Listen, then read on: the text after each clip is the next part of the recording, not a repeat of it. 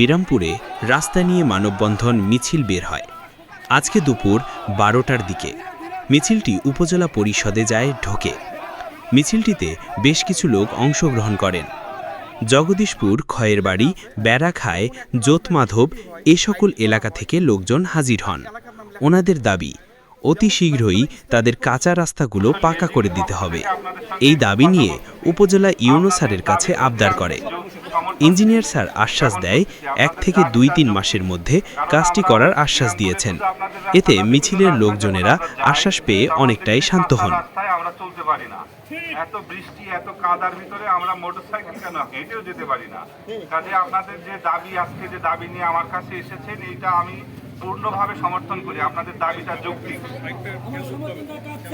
হ্যাঁ সমর্থন চাই। এবং আমরা আপনাদের যে দাবি, সেই দাবি অনুসারে আমার পক্ষ থেকে, আমি আমার ডিপার্টমেন্টের মাঠ পর্যায়ের কর্মকর্তা, আমার পক্ষ থেকে আমার সর্বোচ্চ চেষ্টা থাকবে, সর্বোচ্চ সমর্থন থাকবে আপনাদের রাস্তাটা যত দ্রুত সম্ভব এবং আগামী 1 থেকে 2 মাসের ভিতরে আমি চেষ্টা করব করে দেওয়ার জন্য।